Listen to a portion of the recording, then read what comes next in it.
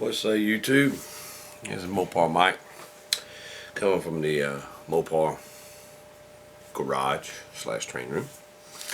Thought I'd do an update on this 70 Hemi Cuda. Ain't got a whole lot done, but I thought I'd put out one and show you some of the progress, mostly the engine progress. That's what I usually start with, the engine.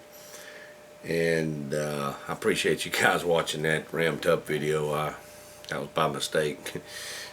Not by mistake, but I didn't know it was being recorded. Anyway, our big truck test unit broke down in the middle of the road.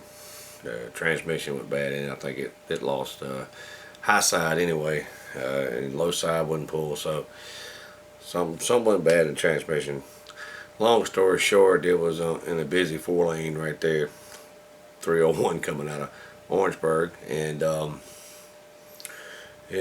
the traffic wasn't paying no attention to that thing. We had the cones out. I called the Highway Patrol and DOT just to kind of help us, till the wrecker got there. But they said, well, we need to get that thing out of the road. Nobody's paying attention to it. We were standing there flagging people, trying to tell them. Anyway, so I was there on a job, and I went by to help them finish up one of theirs, and I was in the pickup, so he said, well, we got no choice, we're gonna hook up.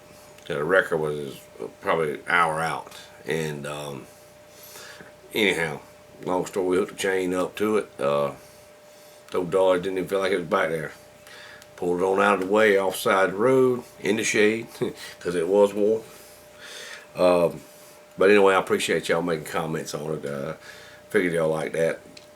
Just showing, spotlighting the old truck.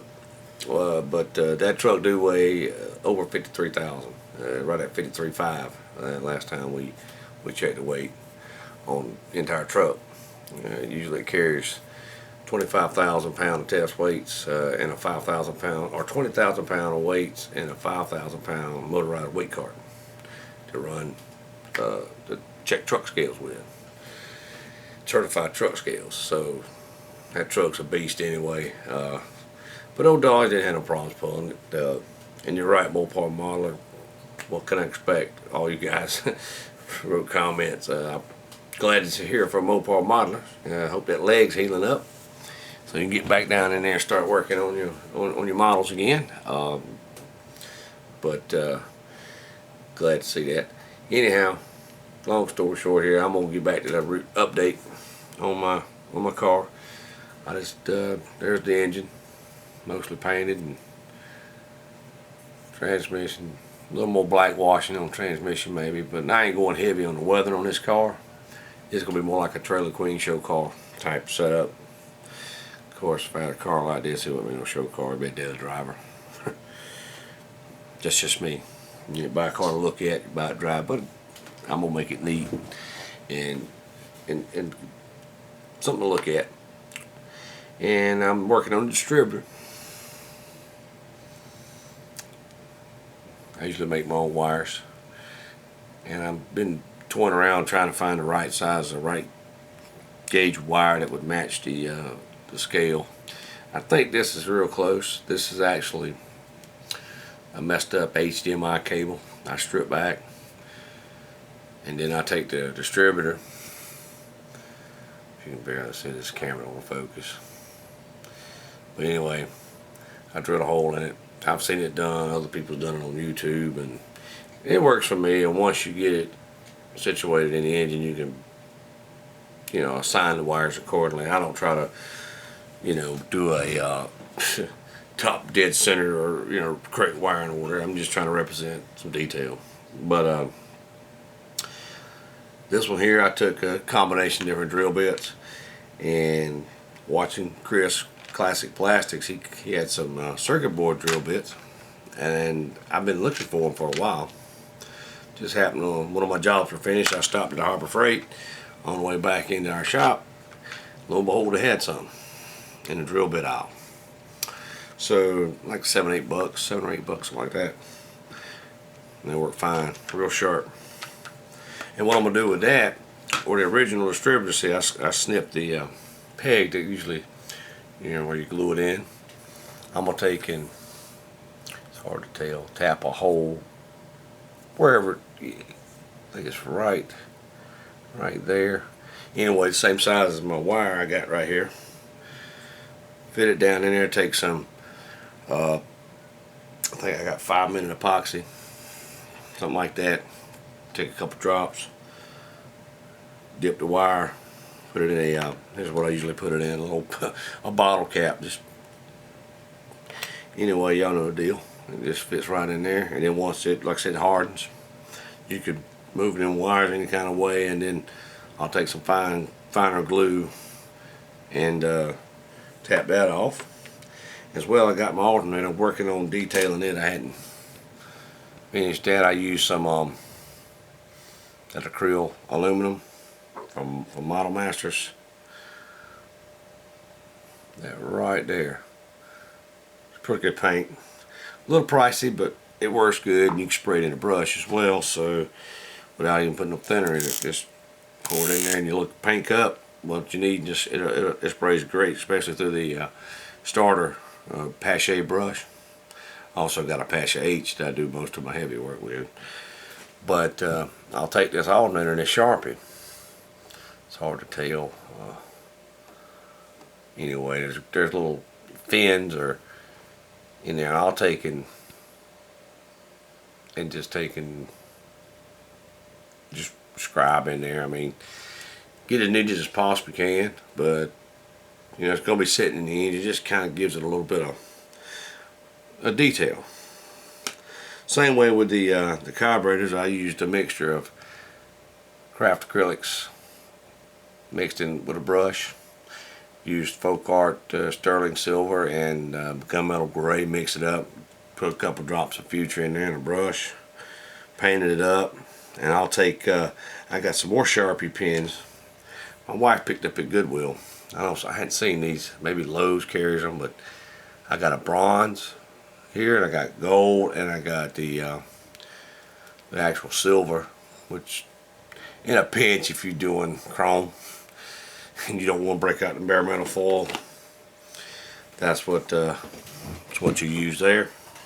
At least that's what I use. And what I'll do, I'll take a Sharpie here, and I'll detail the bowls and the carburetor, just kind of, you know, show just for picture take. You know, when I do updates in different levels.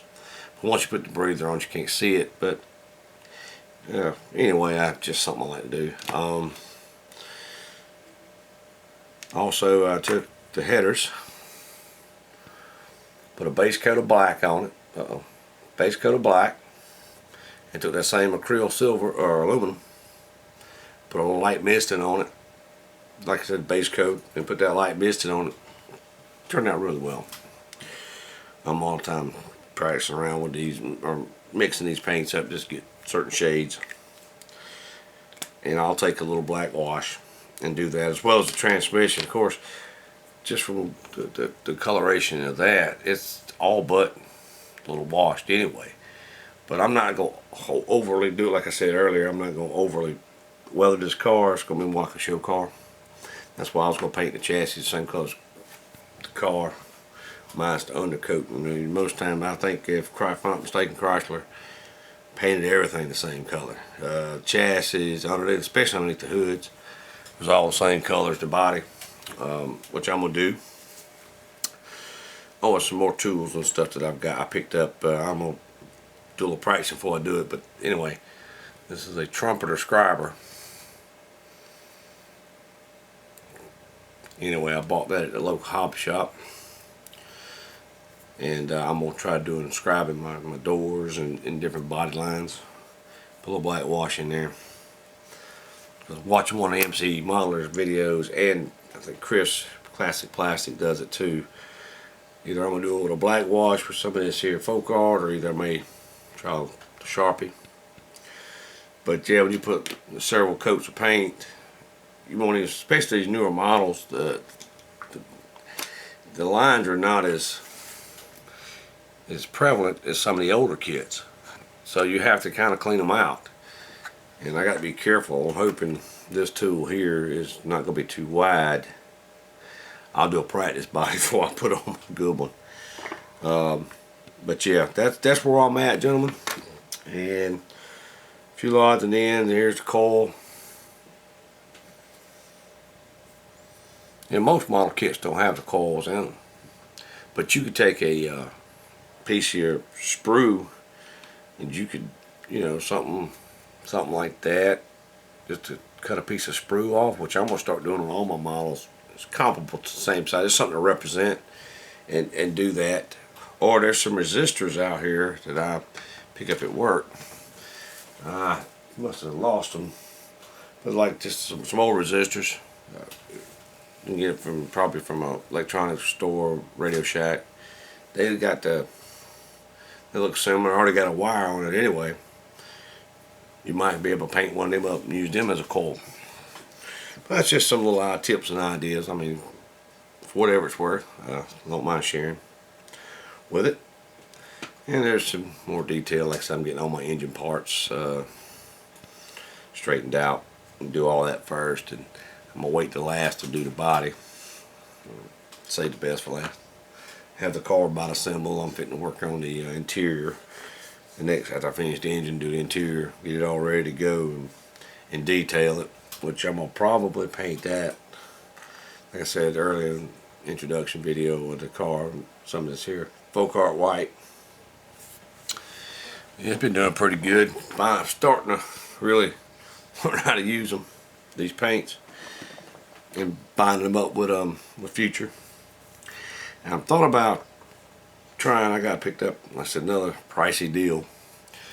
This is gloss clear coat acrylic. Thought about after I paint the Aztec paint, put that on there, see where that's at.